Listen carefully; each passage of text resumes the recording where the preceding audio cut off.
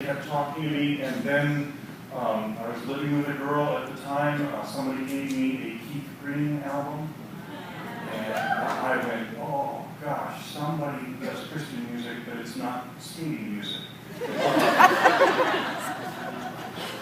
loved it, and for something about it, it convicted my heart, and I moved out from living with the girl I was with, and then I was in a single room one summer day, and someone gave me Slow Train Coming by Bob Dylan. And I cried all afternoon. I played it over and over and over and over and over again. I thought, if Bob Dylan has gotten in, the book door's about to close.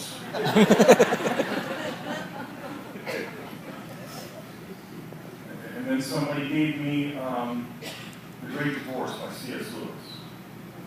And I started reading the Gospels. I loved him.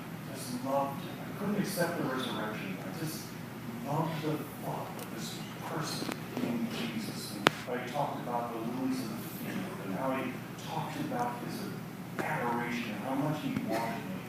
And I was drawn to December 23rd, 1979. I was going out for a walk. I was going to go run. And I found myself get down on my knees. I don't know if I still needed to beaver or what, but I got down and I said, Jesus, what do I say? I'm in my heart. I don't know what I'm saying. I hope this makes sense to you. I know that you're God. And I believe you died on the cross for me. And yes, I can say I believe you rose from the dead. You actually rose from the dead for me. I want everything. I want whatever it looks like. I don't care. I'll wear a bow tie. I do not care. I'm in. I'm totally in. Please accept my prayer. I'm yours. It took. I didn't know that it took. Every day I would wake up and pray for, like today we would use Jehovah, Elohim. I would just go down the list, just making sure I was covering it all. I was electric. Everywhere I went, I thought, I'm this new creation with major powers now. Like the Apostle Peter early on. I felt like I could go into a Walmart and say, you, sir, there, fall on your knees, trust Jesus. And then the guy would go, all right. I was blown away. I went and I got a Bible. I went down to the corner to the reading books that I got. I knew it had to be a black Bible to be official. And then I started writing it. I would underline as I'd go through. And then the second time through, I would write a star. And then I would exclamation points and bombs bursting. And then I'd write, yay, God, in the call. And I knew, because I had come to Christ, that maybe we had, like 3 weeks left on the planet?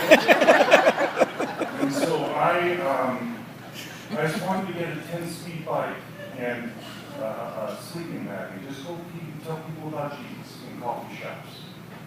And then one day somebody said, because I was reading the Bible, it was over Christmas break, I was probably reading the Bible because I had never read it. I was reading like 15 hours a day. I couldn't get enough.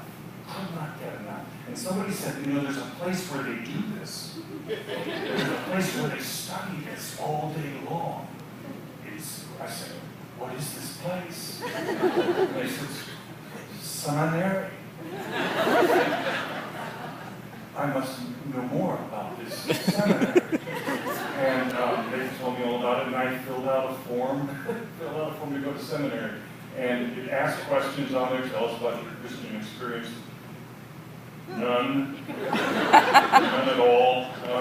I once watched the movie Heidi. I had nothing. I just said, listen, I have no money.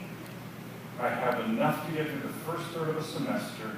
And I know I'm supposed to be here. Please let me in. I love Jesus. I have to learn. If I don't learn something, I'm going to talk about him anyways, and it will be your responsibility.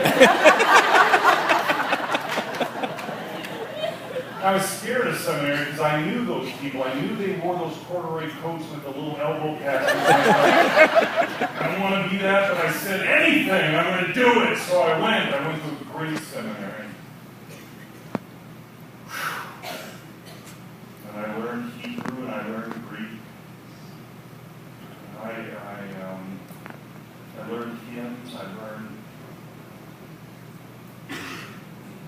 when I left seminary, I had walked in, even though it was a great seminary, alive and clean and fearless, without any pretense, and years later, with a Master's of Divinity, which sounds like you have the privilege to make white chocolate.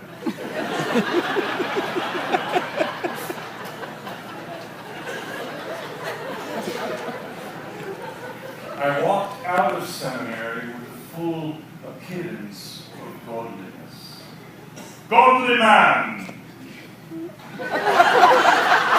Religio man! Able to help you commoners. Oh, I could say God in 4 syllables. How's your walk with Howard? And I was becoming a phony. I was preparing for ministry and found myself trying to appear pastoral and wise and together and godly and pretending to like things I didn't and not like things that I still did. And I was afraid to admit struggles in my marriage. I was afraid to talk about wrong thoughts and feelings that I had. Later on, we will write these words in the Cure and in Moe's Cafe. All of us are awakening to the pain of realizing I can't control my life the way I thought I could, stuck with unresolved issues whose symptoms I'm trying to fix without the help of anybody else. All of us are awakening to the pain of realizing I can't control my world the way I thought I could. And I'm stuck with unresolved issues. And I don't even know what they are. I'm just trying to fix symptoms so that I don't look bad. And I'm doing it all by myself without the help of anybody else. And we write, what if there was a place so safe, a culture, an environment, a city, a home, a church, a small group, a community. What if there was a place so safe where the worst of me could be known, and I would discover that I would be loved more, not less, in the telling of it.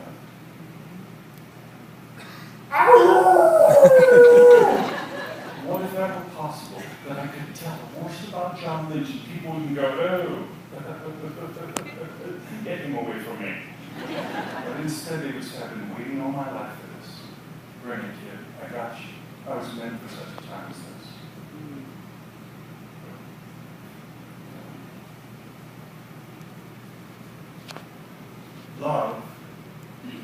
Love is the process of meeting needs. Period. Period.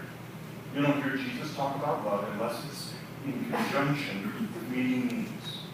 Love is the process of meeting needs. Anything else is just hallmark sentimentality. And that's what's so hard when we form communities where we bluff like we have no needs. How you doing? I'm doing fine. Fine. You never get to love me. You may get to admire me and respect me, but I will never experience your love. And remember what we said? When I wear a mask, only my mask gets love.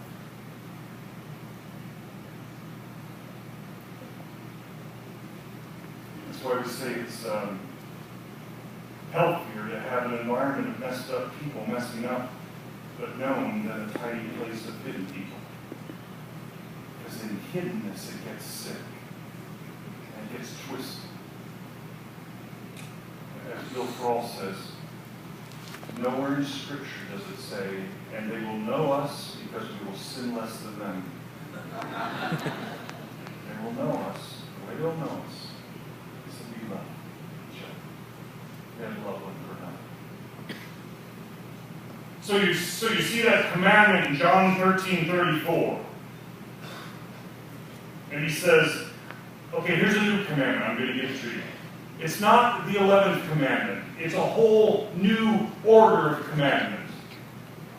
I'm going to give you a new commandment, a new whole order, a revolutionary, different kind of commandment. And for the first time, you'll be able to keep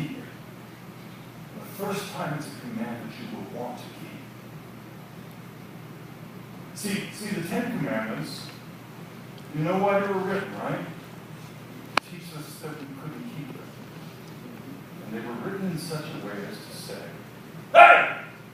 You say you're a Hebrew. You say you're a Jew. You say you're a believer. But I don't know. You don't keep these. I don't know.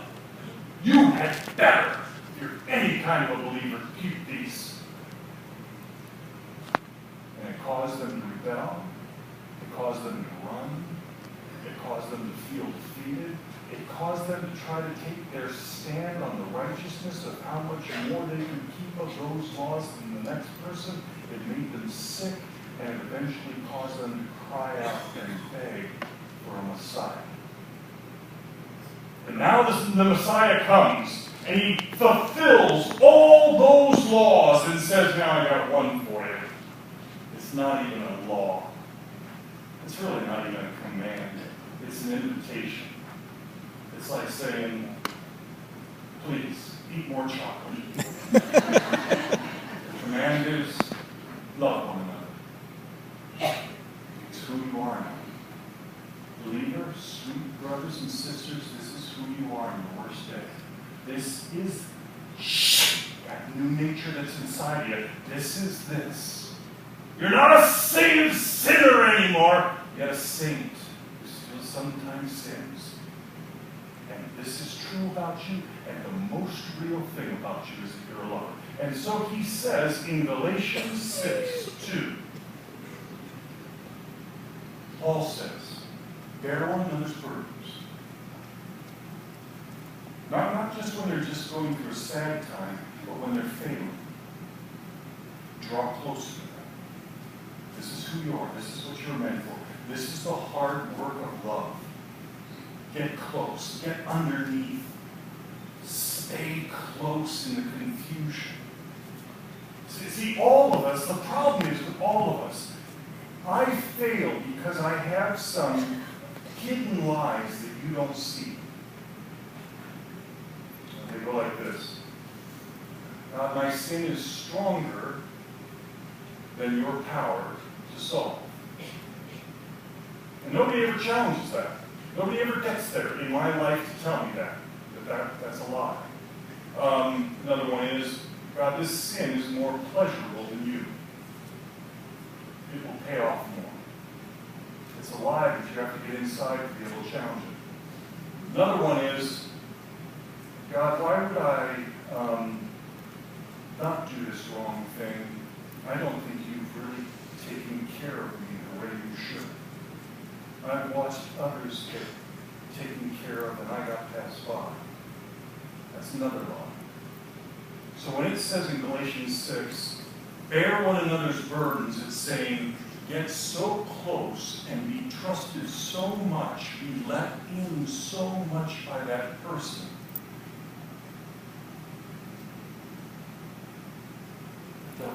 They'll let you tell them the truth. They'll let you poke around in those lies. See, sin, there's a cycle to sin. We talk about it a lot in online courses and in conferences. And sin is like a cycle that starts up. And once it starts up, it will not stop, no matter how much willpower you give it. In fact, once the temptation comes, you make a complicit permission that someday, sometime, you wouldn't say it out loud, you wouldn't think it out loud, but it goes like this.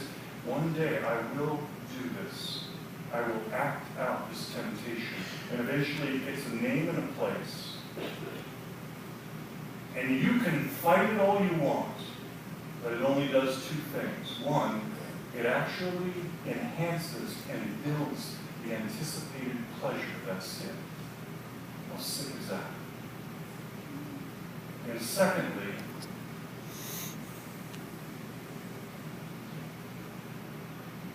you're fighting